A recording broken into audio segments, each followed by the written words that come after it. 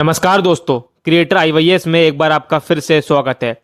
आज क्रिएटर आईवाईएस के इस खास पॉडकास्ट में हमसे मिल रहे हैं श्री घनश्याम लोधी जी, जो पूर्व के महानगर अध्यक्ष रह चुके हैं और सामाजिक संगठनों से हिंदूवादी नेता भी रह चुके हैं और हमेशा लोगों की मदद करने में सबसे आगे रहते हैं। इस पॉडकास्ट में हम जानेंगे उनके विचार मुस्कुराता भारत पर और उनकी सोच मुस्कुराता भारत कैलेंडर 2026 को लेकर, जो पॉजिटिविटी, संस्कार और राष्ट्रीय चेतना का संदेश देता है। तो बने रहिए क्रिएटर आईवाईएस के साथ, क्योंकि ये सिर्फ बात नहीं, एक सोच है। मुस्कुराता भारत को मेरा एक बार फिर नमस्कार। आज मुस्कुराते भारत के इस खास शो में मेरे साथ एक बार फिर घनश्याम लोधी साहब, जो पूर्व के महानगर अध्यक्ष भी रहे हैं और बहुत सारे सामाजिक संगठनों से हिंदूवादी नेता भी रहे हैं और सरकारी महक में, बैंक में भी रहे हैं और बहुत सारे लोगों के लिए हमेशा लड़ने वाले और समाज के उन बिंदुओं पे ध्यान आकर्षित करने वाले, जो बिंदु लोग भूल चुके हैं या जो लोग परेशानी में हैं, उनके साथ हमेशा घनश्याम लोधी साहब खड़े रहे। सर, आज के दिन सबसे पहले तो नववर्ष आने को है, तो मेरा जो थीम है मुस्कुराता भारत, उसका मैंने एक कैलेंडर बनवाया है जो मैं आपको देना चाहूँगा और मैं चाहूँगा कि इस कैलेंडर पे आप कोई 2 शब्द बोलें।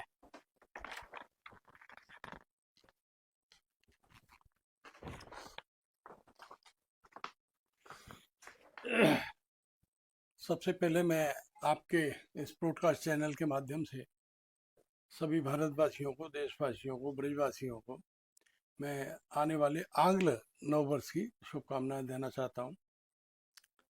ये आंग्ल वर्ष सुन के सबके लिए शुभ हो। जहां तक आपने कहा कि इस कैलेंडर पर मुझे बोलने के लिए कहा है आपने, इस कैलेंडर में जो आपने थीम रखी है, जो आपने विषय रखा है, दुर्लभम भारतीय जन्म, यानी भारत भूमि पे जन्म जो है ये दुर्लभ है, दुर्लभ लोगों को ही यहाँ पर जन्म मिलता है, ये आपका विषय है। तो इस संबंध में मैं आपको ये कहना चाहता हूँ कि निश्चित रूप से भारत जो है वो देवभूमि है। जितने भी देवता हुए हैं सबका अवतरण यहीं हुआ है और भारत देखा जाए तो एक आध्यात्मिक देश है जी। हम अगर ये कहना चाहें कि यहाँ ज्ञान, दर्शन, साधना, योग, तपस्या, ये सारा का सारा यहाँ की परंपराएं और यहाँ की प्राचीन विधाएं रही है। ये ऋषियों मुनियों का देश है। हमारे ऋषियों ने, मुनियों ने तमाम तपस्याएं की हैं और तपस्या से उन्होंने ज्ञान अर्जन किया है और उस ज्ञान का प्रयोग उन्होंने संपूर्ण समाज के लिए किया है, अपने लिए नहीं किया। जी। संपूर्ण समाज के लिए किया है, संपूर्ण विश्व के लिए किया है। जी। इसीलिए हमारे शास्त्रों में भी वसुदेव कुटुंबकम की बात कही गई, यानी कि सारा विश्व जो है वो हमारा कुटुंब है, हमारा परिवार है। इस आशय को मान करके भारतीय संस्कृति चलती है और भारतीय संस्कृति का आधार ये है। तो ये एक तरह से ज्ञान का, दर्शन का, साधना का केंद्र है। भारत एक केवल भूभाग नहीं है। भारत एक संस्कृति का, एक आध्यात्म का एक प्रवाह है और ये केंद्र होने के कारण यहाँ से पूरे विश्व को वेव्स जाती हैं और ये कहा जाता है कि हम जो कहते हैं ना कि भारत विश्वगुरु था, तो विश्वगुरु कोई हथियार के माध्यम से नहीं था या शक्ति के माध्यम से नहीं था। विश्वगुरु भारत केवल इसलिए था कि विश्व बंधुत्व की भावना को लेकर चलने वाला भारत, जी, यानी विश्व के सारे लोगों को अपना भाई मानने का जीवन जीने की एक संस्कृति है। एक उदाहरण यह देना चाहूंगा कि जब आध्यात्म समागम हुआ शिकागो में, तो स्वामी विवेकानंद जी जब गए तो सारे धर्मों के लोग प्रीचर्स वहां पर बोले, उपदेशक बोले, जो लोग आए थे, उन्होंने जो लेडीज एंड जेंटलमैन एड्रेस किया। जी। और और जब भारत के स्वामी विवेकानंद जी जो भारत का प्रतिनिधित्व कर रहे थे, उन्होंने जब एड्रेस किया तो उन्होंने अपने पहले उद्बोधन में कहा, my dear sisters and brothers, तो भाई और बहन कहकर उन्होंने सारे उपस्थित लोगों को, सारे विश्व को, सारे समूह को अपने साथ एक एक रिश्ता कायम कर रिश्ता लिया, एक कायम। नाता तोड़ दिया। और वहां से उन्होंने शुरुआत की और फिर वो लगातार बोले। तो ये जो हमारी संस्कृति है, इस संस्कृति से हम लोगों का दिल जीत करके विश्वगुरु बने। कहे कहे जी। कहे गए। सही। और आगे भी ये ही भारत, मैं आपको बता रहा हूँ कि इस भारत भूमि पर जन्म इसलिए दुर्लभ है कि यहाँ पर मानवता का पाठ पढ़ाया जाता है। यहाँ तुझ में राम, मुझ में राम, सब में राम समाया, ये संस्कृति और कोई नहीं बोलती है। हम्म। सर्वधर्म समभाव की अगर भावना कहीं है तो वो भारत भूमि के अंदर है।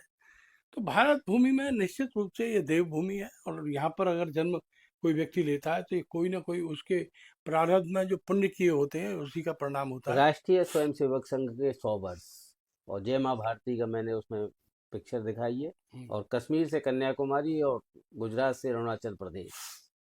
देखिए, राष्ट्रीय स्वयंसेवक संघ जो भारतीय संस्कृति, भारतीय परंपराएं और भारतीय मर्यादा, यानी कि कहना चाहिए कि भारत के लिए ही राष्ट्रीय स्वयंसेवक संघ का गठन हुआ। राष्ट्रीय स्वयंसेवक संघ का जो विचार है, क्योंकि यहाँ व्यक्ति नहीं, विचार ऊपर है, जो विचार है उस विचार को लेकर के काम करने वाले आज करोड़ों करोड़ों कार्यकर्ता यहाँ पर काम कर रहे हैं।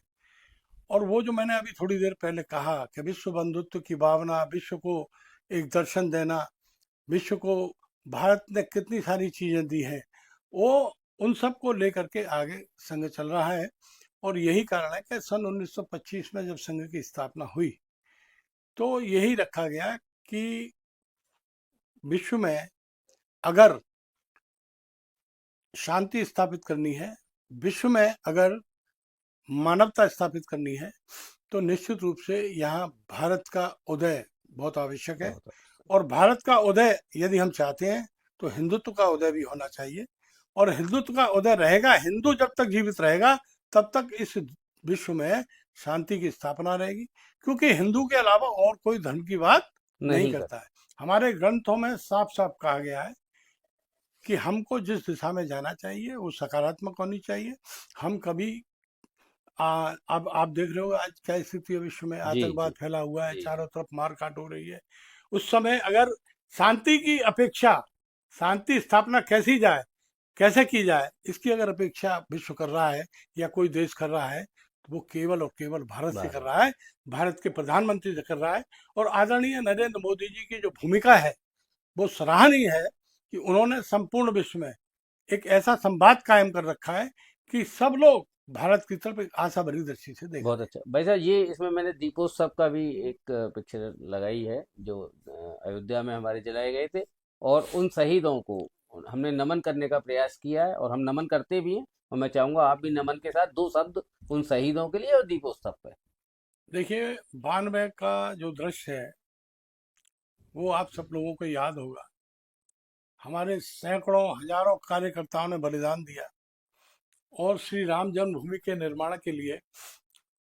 ऐसा नहीं है कि राम जन्मभूमि मुक्ति का आंदोलन अभी चला हो, ये बहुत 400-500 साल पुराने पर इतिहास है इसका। और वहाँ पर जो है, देखिए वहाँ पर वहाँ के पंडे लड़े, वहाँ के राजा लड़े, रजवाड़े लड़े, वहाँ की नारी शक्ति लड़ी, वहाँ और तो और गुरु गोविंद सिंह जी भी वहाँ पर लड़े।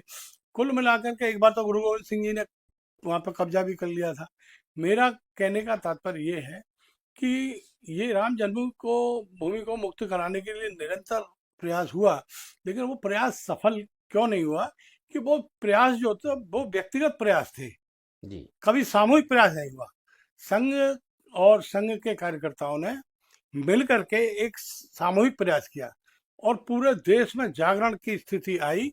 और जब पूरे देश में जागरण हुआ, पूरे देशवासियों ने मिल करके राम जन्मभूमि के मुक्ति की रास्ता प्रशस्त की। आज हम देख रहे हैं हमारे माननीय प्रधानमंत्री जी ने वहाँ पर पूजा अर्चना की, मंदिर में स्थापना की, दीपोत्सव हुआ और आप सब लोगों को न देखा। हम इसलिए भी धन्य मानते हैं अपने आप को कि हमारी पीढ़ी में मैंने ही, ये देखा। हमारे जन्म में भगवान राम की पुनर्स्थापना हमने वहाँ देखी, ये हमारे लिए भी बड़े सौभाग्य है। एक दीपक देश के नाम, इसके अलावा वैसे मैंने इसमें पुष्कर मेला भी दिखाया है, और भगती हुई बच्चियां, हंसती हुई बच्चियां, जिसको मैंने जय हो नाम दिया है, जी और लास्ट में मैंने इलाहाबाद कुंभ की एक संस्कृति के रूप में लिया है। बहुत छोटे में इन तीनों के बारे में क्या कहेंगे? देखिए, पुष्कर जी की, हमारे यहाँ पुष्कर एक तीर्थ माना जाता है, और पुष्कर जी का तीर्थ, देखिए ब्रह्मा जी का मंदिर सिर्फ और सिर्फ पुष्कर जी में है, और कहीं पुष्कर जी के अलावा आपको कहीं ब्रह्मा जी का मंदिर नहीं मिलेगा। जी। तो ब्रह्मा जी का वहाँ मंदिर है, पुष्कर तीर्थ है, वहाँ जो तालाब है, जो झील है वहाँ पर, उसका अपना एक महत्व है। और देखिए आप, भारत के लोग तो वहाँ जाते ही जाते जी। हैं, एक तीर्थ के नाते, विदेशों एक से पर्यटन बहुत के लोग नाते, आते लेकिन विदेशों से वहाँ इतने लोग आते हैं कि वहाँ देखकर लगता है कभी कभी जो है। तो पुष्कर के बारे में हमें निश्चित रूप से, पुष्कर हमारा एक महत्वपूर्ण तीर्थ है, सबको जाना चाहिए। मैं तो कहता हूँ, मैं भी होके आया हूँ 2 बार वहाँ हैं। पर। बहुत अच्छा। भाई साहब, एक काशी विश्वनाथ का जो मंदिर है, इसका जो इतिहास रहा है, या हमारे जो क्रांति का इतिहास रहा है, आप लोधी समाज से आते हैं। लोधा समाज एक ऐसा समाज जिसने कभी कोई आंदोलन नहीं किया, कभी कोई अपने लिए कभी किसी ने कुछ नहीं मांगा, और लगातार कहीं ना कहीं हमारे समाज में बड़े योगदान रहे हैं। इनके बारे में छोटे में आप क्या कहना चाहेंगे? देखिए, मैं बताऊँ आपको, लोधियों का बड़ा गौरवशाली इतिहास है। यहाँ पर 18 रियासतें लोधियों की रही, 18 राजाओं का रहा हृदय शाह लोधी जी, और के बारे में शायद बहुत कम लोगों को पता है। 1857 की जो क्रांति है वो सबको मालूम है, लेकिन ये क्रांति 1842 में शुरू हुई। इसमें हृदय शाह जी की प्रमुख भूमिका थी। और अ, हमारे जितने भी लोधी समाज के राजा रहे, उनकी सबकी 1842 से लेकर 1857 तक की जो क्रांति हुई, उसमें उनकी अहम भूमिका रही। एक रियासत के, बांदा के पास एक रियासत पड़ती है, वहाँ के एक दरियाव सिंह थे, वो दीवान दरियाव सिंह के नाम से फेमस हुए। उनकी एक गढ़ी वहाँ पे बनी हुई है। उनके परिवार के 7 लोगों को एक साथ वहाँ गढ़ी में ही फांसी दी गई। लेकिन ये इतिहासों के उसमें पन्नों में कहीं आया, कहीं नहीं आया, कहीं ना कोई इतिहासकारों से कोई त्रुटि हुई है।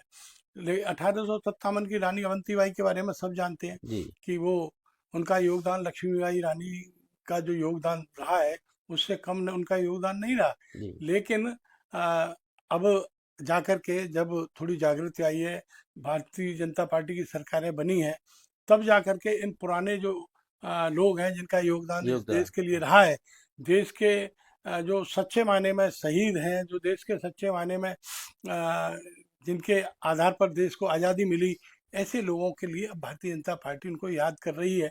आपने देखा होगा कि जितने भी हमारे वीर सावरकर जी रहे, और जितने भी हमारे महापुरुष रहे, उनके बारे में भारतीय जनता पार्टी चिंता कर रही है अगर आगे के राम लिए। मंदिर का नाम आता है तो माननीय कल्याण सिंह जी, जो अब नहीं है, राम हमको समझ मंदिर में में जाता कल्याण है। सिंह जी की भूमिका है, उनके नाम के बिना बिना कल्याण सिंह जी के नाम के बिना राम जन्मभूमि का इतिहास नहीं लिखा जा सकता। उन्होंने जितना बड़ा त्याग किया, तो मैं समझता हूँ ये बहुत बड़ी बात है। आजकल लोग वार्ड की मेंबरी नहीं छोड़ना चाहते हैं, गांव की प्रधानी नहीं छोड़ना चाहते।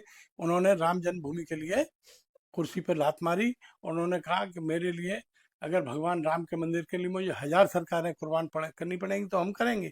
उसी उन्होंने ये भी क्षेत्र। कहा जी। कि मैं, जो राम जन्मभूमि पर जो भी कुछ हुआ है, उसके लिए मेरा कोई अधिकारी दोषी नहीं है। मेरे आदेश पर जो कुछ हुआ है वो हुआ है। मैंने ही ये आदेश किया था कि वहाँ गोलियां नहीं चलाई जाए, और गोलियां न चलाने के अलावा अन्यत्र उपाय वहाँ किए जाए सुरक्षा के। तो ये उन्होंने स्पष्ट कहा। उन्होंने ये भी कहा कि राम जन्मभूमि का और वो कलंक का जो ढांचा था, उसका जो वहाँ पर हुआ, उसके लिए उन्होंने कहा कि ये राष्ट्रीय शर्म का नहीं, ये राष्ट्रीय गर्व का विषय है, इसी गौरव। इसी क्रम में मैं जोड़ूंगा, उसी क्षेत्र से आते हैं डॉक्टर बी एल वर्मा, वर्तमान में राज्य मंत्री हैं। उनके बारे में भी आप क्या तो कहेंगे? वर्मा जी उनके शिष्य हैं, और वर्मा जी बिल्कुल बाबूजी कल्याण सिंह जी के नक्शे कदम पर चल रहे हैं। संगठन के प्रति निष्ठा रखते हुए समाज में उनका एक अच्छा स्थान है, बड़ा स्थान है। समाज के लिए काम कर रहे हैं, और समाज के साथ साथ वो आदरणीय मोदी जी के द्वारा निर्धारित और उनको जो दिए गए दायित्व हैं, उनका पूरी निष्ठा और ईमानदारी के साथ वो निर्वहन कर रहे हैं। आप देख रहे होंगे कि आजकल सोशल मीडिया पे भी वो बहुत दिखाई देते हैं कि पूरे देश में उनका प्रवास रहता है। उनको जो महत्वपूर्ण मंत्रालय मिले हैं, इसमें सोशल जस्टिस का है और फूड एंड सप्लाई का है, तो इनमें वो अपने पूरी ताकत से काम कर रहे हैं। बड़े सरल, सहज, मृदुभाषी उनका स्वभाव है और इसी के कारण उनकी पॉपुलैरिटी जो है वो दिनों बढ़ दिन बढ़ती जा रही मुस्कुराता भारत की टीम से आप क्या कहना चाहेंगे? मैं दूसरी बार आपके पास आया हूँ। हम जिस क्षेत्रों में जिन सब्जेक्ट्स को लेके काम कर रहे हैं, जिन वाक्यों को लेके हम शब्दों पे काम कर रहे हैं, आप क्या कहना चाहेंगे हमारी टीम से? है। देखिए, मैं तो मुख्य मुद्दा जो आपका कि भारत में जो जन्म है वो दुर्लभ लोगों को मिलता है, दुर्लभ होता है भारत में जन्म लेना। तो मैं कहना चाहता हूँ कि भारत श्रेष्ठ भूमि है और हमारे यहाँ तो शास्त्रों में कहा है जननी जन्म भूमिश्च स्वर्गादापि गरीयसी। तो माँ से भी बढ़कर मातृभूमि का स्थान माना गया है। तो निश्चित रूप से ये वेदों की भूमि है, ये उपनिषदों की भूमि है, जहाँ के प्राचीनतम ग्रंथ जो सृष्टि बनी तब से वो वेदों का वेद हमारे भारत की देन है, उपनिषद हमारे भारत की देन है। और सबसे बड़ी बात जो मैं कहना चाहता हूँ आपसे, वो ये कहना चाहता हूँ कि विश्व में, संसार में भौतिकवाद को लेकर के जी रहे हैं और हम यहाँ आध्यात्म और मोक्ष के लिए जी रहे हैं। बहुत अच्छा। यहाँ जो हम लोग कामना करते हैं, प्रभु से ये प्रार्थना करते हैं, हे प्रभु, हम श्रेष्ठ कार्य करते हुए आपको प्राप्त हों और हमको मोक्ष मिले, कि पुनः हम इस जमीन पर नहीं आए, भगवान की शरण में जाए। तो ऐसा करके हमें निश्चित रूप से और दूसरी बात एक और है कि सब लोग अपने लिए काम कर रहे हैं, हम विश्व के लिए काम कर रहे हैं। सब लोग अपने धर्म के बारे में, अपने बारे में केवल अपनी चिंता करते हैं। भारत अपने साथ साथ पूरे विश्व की चिंता करता है, विश्व में शांति स्थापित कैसे हो, विश्व के लोग हार्मोनी के साथ कैसे रहें, ये हमारे सारी जैसे शब्द जो पॉडकास्ट में हम लेते हैं, आपको क्या लगता है पब्लिक को टच करते हैं कहीं ना कहीं? क्यों नहीं करते, अवश्य करते हैं। आपका पॉडकास्ट चैनल जो है लोग देखते हैं, समझते हैं, सुनते हैं और जिन लोगों का आप इंटरव्यू लेते हैं उनके विचारों से अवगत होते हैं। तो निश्चित रूप से आप एक समाज का काम कर रहे हैं, आप राष्ट्र के प्रति भी कार्य कर रहे हैं। अब आपने जो ऐसा टॉपिक रखा है कि भारत में जन्म लेना एक दुर्लभ घटना है, तो निश्चित रूप से ये तो सीधा सीधा राष्ट्र से जुड़ा हुआ मैटर है। आप निश्चित रूप से, इसीलिए हमारे देश में हमारे कहा जाता है, अत्रापि भारतम श्रेष्ठम जम्बू द्वीपे जम्बू द्वीपे महामुने यतो ही कर्म भूरेशा ततो अन्या भूमि भोग्या। तो यानी कि हमारा जो भारत भूमि है, ये जो है कर्म भूमि है और दूसरे जो देशों की भूमि है वो भोग भूमि है। वहाँ लोग भोग पर आधारित करते हैं, हम आध्यात्म और कर्म के आधार पर कहते हैं। हमारे गीता में पहला श्लोक ही है, कर्मण्डेवाद का रस्ते माँ फले सुखदाचना। यस। तो हम कहा गया है कि कर्म करो, कर्म करके और भाग्य के ऊपर, ईश्वर के ऊपर छोड़ दो, फल देना जो है ईश्वर प्रभु का का कार्य है। तो हमारे यहाँ, हम जो भारत भूमि की श्रेष्ठता की बात करें तो यहाँ आध्यात्म यहाँ है, संस्कृति यहाँ है। यहाँ हमारे यहाँ आप इतिहास उठा के देखोगे तो यहाँ पर दीपक, राग से दीपक जल जाया करते थे। बहुत बढ़िया। यहाँ जो है मंत्रों के साथ शास्त्र शस्त्र पैदा हो जाते थे। आप थोड़ा सा उदाहरण उठा के देखिए, त्रेता का, द्वापर का। तो ये सारी की सारी चीजें परिलक्षित हैं। हम सब प्रयास लोग कर रहे हैं भाई साहब कि आप जैसे लोग हमें शब्द देते रहें और वो पब्लिक के काम कहीं ना कहीं आते रहें, केवल भारत में नहीं, भारत के बाहर भी। नि- और लगातार हम प्रयास अपनी टीम के द्वारा हम कर रहे हैं कि लोगों से मिल रहे हैं मैं और शब्द लेने का प्रयास मैं कर रहे हैं। आपसे एक बात और कहना चाहूंगा। जी। अभी देखिए, अभी लेटेस्ट, इससे बड़ा कोई उदाहरण नहीं होगा कि पहले जो है विश्व में हमारा सबके डे मनाए जाते थे, कोई फलाना डे, ढिकाना डे, लेकिन हमारे भारत का नाम कहीं नहीं था। आदरणीय मोदी जी को मैं तो इस समय सैल्यूट करना चाहूँगा कि आदरणीय मोदी जी के प्रयासों से आज योग भारत में दिवस। योग दिवस मनाया जाता है। और योग भारत की एक स्वस्थ परंपरा है, जो शारीरिक और मानसिक दोनों रूप से मनुष्य को सुदृढ़ स्वस्थ। बनाती है, स्वस्थ बनाती है। दूसरी बात और कहना चाहूँगा कि राष्ट्रीय स्वयंसेवक संघ का जो निर्माण हुआ, वो उनकी, हमारी जो प्रार्थना है, क्योंकि मैं भी एक स्वयंसेवक हूँ, जी। हमारी जो प्रार्थना है वो पूरी की पूरी राष्ट्र भक्ति से ओतप्रोत है। बहुत उसकी दो अच्छा। लाइन ही आगे की, नमस्ते सदा वत्सले मातृभूमे त्वया हिंद भूमे सुखम वर्धतोहम। तो माँ को तो बार बार प्रणाम करना। और लास्ट में कहा गया है कि परम वैभवम नेतुमेतत् स्वराष्ट्रम, राष्ट्र को परम वैभव पर ले जाने की आकांक्षा के साथ हम लोग काम करते हैं। तो राष्ट्रीय स्वयंसेवक संघ के विचार आइडियोलॉजी को लेकर के यहाँ करोड़ों करोड़ों लोग राष्ट्र के निर्माण में लगे हुए हैं। इसीलिए 1925 से लेकर आज तक संघ एक अकेला नॉन पॉलिटिकल यानी गैर बिल्कुल राजनीतिक संगठन है, बिल्कुल जो विश्व में दिनों दिन दिन तरक्की करता कर जा रहा रहा है, है, क्योंकि सदस्य बहुत उनका बार कोई अपना स्वार्थ नहीं है। बहुत यहाँ जो प्रचारक हैं हमारे, वो देवतुल्य प्रचारक हैं, देवतुल्य कार्यकर्ता है हमारा। वो लोगों ने अपना जीवन समर्पित कर दिया, शादियां नहीं की, और वो राष्ट्र के निर्माण में लगे हुए हैं। और हम जैसे जैसे करोड़ों कार्यकर्ताओं का निर्माण बहुत उन्होंने अच्छा किया भाई है साहब, आज व्यक्तित्व रूप से। आपने हमारे इस चैनल को समय दिया और इतने अच्छे विचार हमारे समाज को दिए नववर्ष की पूर्व संध्या पर। पहले नववर्ष से कुछ दिन पहले आपको बहुत बहुत शुभकामनाएं नववर्ष की, और इसी तरह शब्द आप देते रहें हमारी पब्लिक को, हमारे माध्यम से लोग सुनते रहें और लोगों के जीवन में मुस्कुराहट आती रहे। आप मैं मैं आपके माध्यम से पुनः एक बार सभी देशवासियों को, ब्रजवासियों को आ, आंग्ल नववर्ष की आंग्ल नववर्ष की शुभकामनाएं देता हूं। और ईश्वर से कामना करता हूं कि वो स्वस्थ रहें, प्रसन्न रहें, मस्त रहें, और अपने देश के निर्माण के लिए लगे रहें। अपने दैनिक दिनचर्या में से 1 घंटे का समय राष्ट्र के निर्माण में, सामाजिक कार्यों में ऐसे लगाएं, घनश्याम ताकि लोधी इससे साहब को किसी विशेष उस पर हम देखना चाहेंगे जनवरी के महीने में। देखिए, हमारे यहाँ ये सब चीज़ें ना मांगी जाती हैं, ना इच्छा की जाती है। हम लोगों की भूमिका एक कार्यकर्ता की रहती है, और कार्यकर्ता की चिंता करना संगठन का काम होता है। जो संगठन जैसा चाहेगा, जो भूमिका हमारी तय करेगा, वो संगठन की भूमिका हम निभाने को तैयार बहुत बहुत हैं। धन्यवाद भाई धन्यवाद। साहब, जय जय हिंद, भारत। जय श्री राम।